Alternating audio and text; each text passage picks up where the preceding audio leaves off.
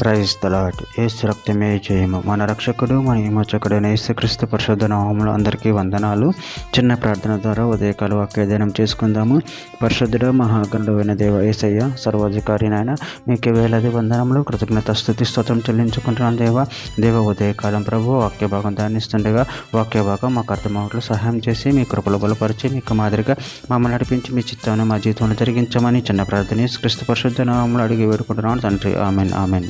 యెషయా గ్రంథం 50వ అధ్యాయం 10వ వచనము. మీలో యెహోవాకు భయపడి ఆయన సేవకుని మాట వినువాడెవడు? వెలుగు లేకే చీకటి నడుచువాడు యెహోవా నామమును ఆశ్రయించి తన దేవుని నమ్ముకొనవలెను. ఆమె దేవుని వాక్య భాగం దీవించునుగాక. ప్రభునందు ప్రియులారా, ఇక్కడ వాక్య భాగంలో గమనించినట్లయితే మీలో యెహోవాకు భయపడి ఆయన సేవకుని మాట వినువాడెవడు? వెలుగు లేకే చీకటిలో నడిచేవాడు యెహోవా నామమును ఆశ్రయించి తన దేవుని నమ్ముకొనవలెను. అదేవిధంగా వాక్య భాగంలో గమనించినట్లయితే కీర్తన గ్రంథం 25వ అధ్యాయం 12వ వచనం. యెహోవా యందు భయభక్తులు గలవాడెవడో వాడు కోరుకొనవలసిన మార్గమును ఆయన వానికి బోధించును. కీర్తన గ్రంథం 25వ అధ్యాయం 14వ వచనం. యెహోవా మర్మము ఆయన యందు భయభక్తులు గల వారికి తెలిసి ఉన్నది, ఆయన తన నిబంధనను వారికి తెలియచేయును. కీర్తన గ్రంథం 111వ అధ్యాయం 10వ వచనంలో యెహోవా యందు భయము జ్ఞానమునకు మూలము, ఆయన శాస్త్రములు అనుసరించు వారందరూ మంచి వివేకము గలవారు, ఆయనకు నిత్యము స్తోత్రం కలుగుచున్నది. కీర్తన గ్రంథం 112వ అధ్యాయం 1వ వచనం. యెహోవాను స్తుతించుడు, యెహోవా యందు భయభక్తులు గలవాడు, ఆయన ఆజ్ఞలను బట్టి అధికముగా ఆనందించువాడు ధన్యుడు.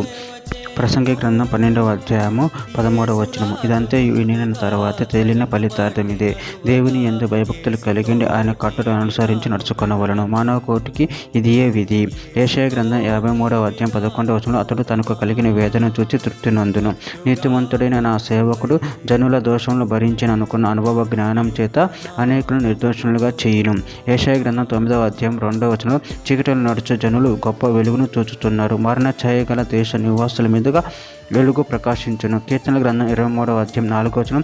గాఢాంధకారపు లోయలో నేను సంచరించును, ఏ అపాయమునకు భయపడును, నువ్వు నాకు తోడై ఉందువు, నీ దొడ్డి కార్యు నీ దండం నన్ను ఆదరించును. చివరిగా ఒక మాట, యోహాను సువార్త 8వ అధ్యాయం 12వ వచనంలో. మరల యేసు, నేను లోకమునకు వెలుగును, నన్ను వెంబడించువాడు చీకటిలో నడవక జీవపు వెలుగు కలిగి ఉండునని వారితో చెప్పాను. ఆమె దేవుడి వాక్య భాగం దీవించిన కాక చిన్న ప్రార్థన చేసుకుందాము. పరిశుద్ధుడ మహాగణుడు అనే దేవ యేసయ్య, నాయన మీరు ఇచ్చిన వాక్యదానం ప్రాముఖ్యత తెలియజుకుంటున్నాను తండ్రి. నాయన మేము మీ యందు భయభక్తులు కలిగి నీ మార్గంలో నడుచుకునే శక్తిని బలాన్ని మాకు అనుగ్రహించి మీ కృపలు బలపరిచి మీకు మాదిరిగా మమ్మల్ని నడిపించమని చిన్న ప్రార్థన యేసుక్రీస్తు పరిశుద్ధ నామములో అడిగి వేడుకుంటున్నాను తండ్రి. ఆమెన్.